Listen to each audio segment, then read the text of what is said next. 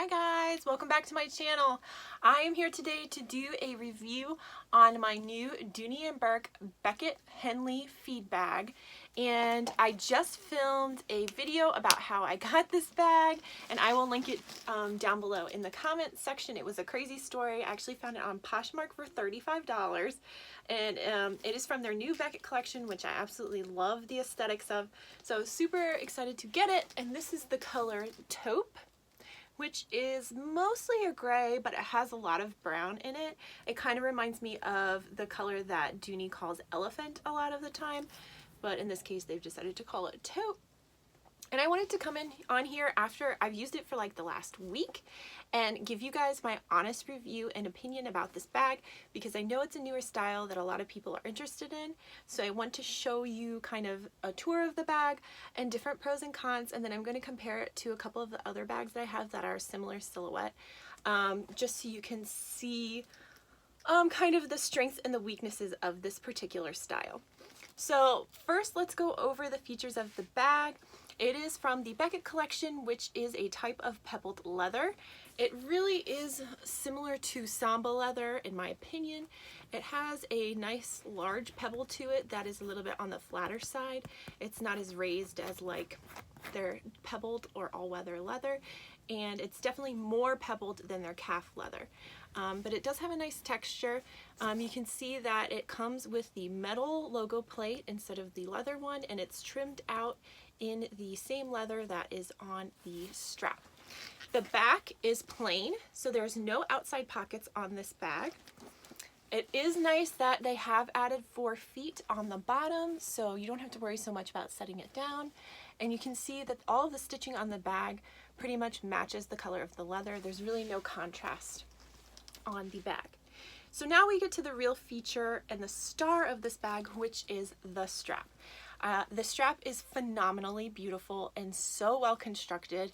It is a smooth, kind of a brown Timoro color leather that has a light contrast stitching on it, and it's very exaggerated as far as the ends, which does get a little bit annoying because they have a tendency to flip up. So I was fiddling with them a lot, trying to keep them down. And you can see it is adjustable, so I have it here on the middle setting, but you can adjust it to be a little longer or a little bit shorter. The hardware is plated. It is plated palladium hardware, so it's a little bit of a darker silver color. It's very shiny, and it honestly is extremely high quality. It looks really nice. And then you have the same hardware here for the rivet. And the top of the strap has the same contrast stitching, but it has this double layer effect where you have a wider piece underneath and then a kind of a more narrow piece on top to give it a little bit dimension. And then you'll see the other side is the same as far as the adjustability and the aesthetics of it. So what I will say as far as the outside aesthetics of this bag is that I love the strap. I think it is geniusly designed. It's aesthetically very beautiful. The practicality of it, not so sure with these weird flappy things that tend to flop up. And for me, there's a strange contrast between the fanciness of the strap and the more casual nature of the actual bag. I'm not sure that they really seem to go together in my opinion. For me, this super fancy strap should be on a bag that's a little bit more polished, but I will say that I do like it. The other thing I want to point out about this bag is I found it a little odd just because the mouth of the bag, the top of it is cut so wide. It almost seems like it's cut a little bit too wide. I struggled with it at times because I really want it to flap over in like an aesthetically pleasing manner, but that was a struggle sometimes. It really, to get it to flap the right way. And then it always looked kind of messy, the top closure. I can never really get it symmetrical, and it was always kind of gaping. I just feel like the top is cut a little bit too wide, or maybe it's not quite even on both sides. I couldn't quite figure it out, but there was something about this shape that was bothering me a little bit, and I could never get it to look neat. So if that's something that bothers you, I would definitely skip this bag. So the closure at the top is a snap, just one snap. There's no zipper or anything. Snaps open and you can see how big that opening is, which is so nice. You can see everything in this bag really, really easily. No worries there, and it fits a ton. So that's why I'm not going to bother to do what fits my bag, because it's a bucket bag. It's a bucket. You throw all your stuff in it and you go. There's really no worry for as far as organization or seeing your stuff or the opening being small or anything like that. I will say the other thing about this strap is while it's very beautiful, it is also extremely heavy, and this leather really doesn't have enough structure to hold up the weight of the strap. So when you set it down places, it has a tendency to melt onto itself and it really doesn't look very pretty. It looks nice on your shoulder or hanging up somewhere, but when you set it down, there's really no way to get it to behave. It kind of does its own floppy thing, which I did find to be annoying. I really think this strap, like I said, would be better not only on a more fancy, aesthetically looking bag and more tailored, but also on a bag that had a little bit more of a stiffer leather so that it would help support the weight of the strap. Yeah, that was a little bit annoying for me. So inside it has the same Dooney setup. I don't even know if if we really need to go over it. It has the back zip pocket, slip pocket, the front two slip pockets, smaller slip pockets. It's red inside. The edging is done in the same leather as the bag, so there's no suede or anything like that. So that is my thoughts on the bag. Now I want to show you a couple of other, see, like, even like I'm trying to snap it, like get all this leather lined up, get it to fold over. It just, I don't know. It's a messy looking bag in my opinion.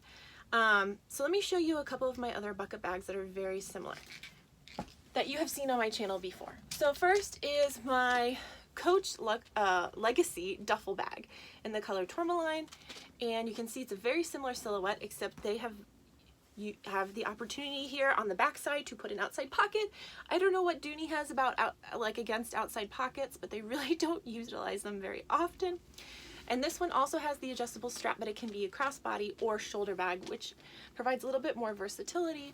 It also has, to me, it's a very simple bag. It's similar in the simple nature of just being a plain old bucket bag. But the nice part about the Coach bag is they have added this giant tassel feature, which I think adds a little bit of interest. I wish Dooney had done something like that on this bag, just to add something to the actual body of the bag and not make it all about the strap.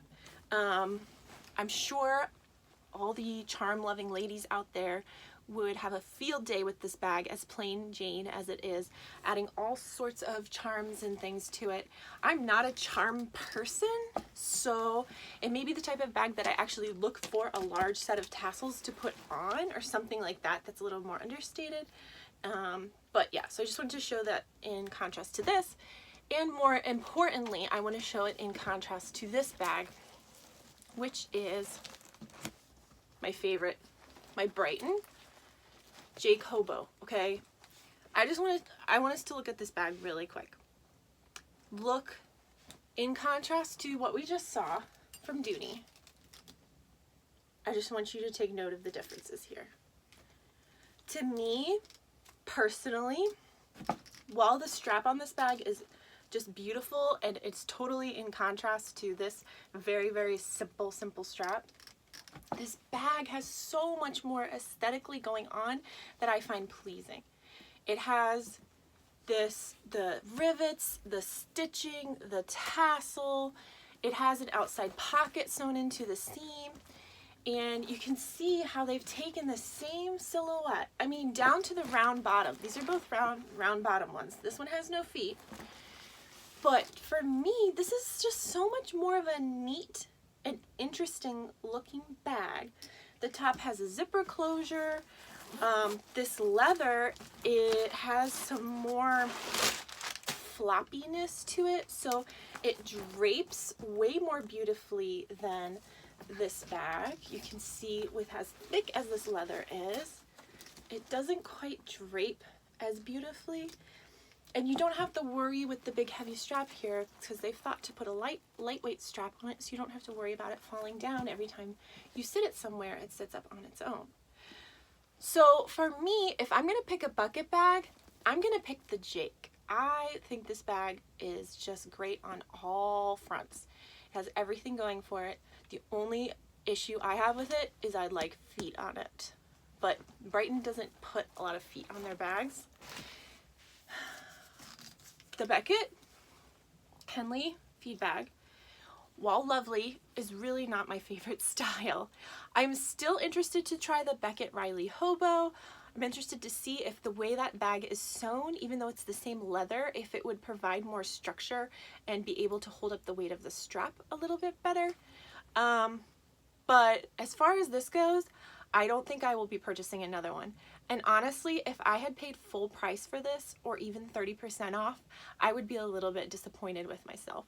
The fact that I spent so little on this bag was a lifesaver in this case, because I really feel like it's not quite there as far as how it's designed. But I think they're on the right track. I think the silhouette's really chic. I think the strap's really chic. I think it just needs a little bit of work.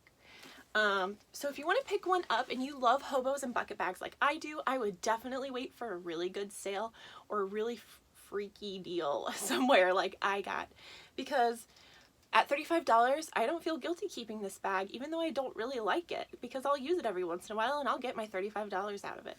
But if I had paid $200, $250 for it, I don't know if I could justify that price. All right, guys. Thank you so much for watching this review today. If you liked it, please give it a thumbs up. And if you haven't subscribed yet, please hit that subscribe button down below. And I try to make videos 2 or 3 times a week. If you have any suggestions for videos, I always take suggestions into consideration when I am planning my filming schedule for my videos. So please feel free to comment down below if you have any ideas of things you'd like to see. All right, guys, hopefully I will see you next time for my next video. Bye!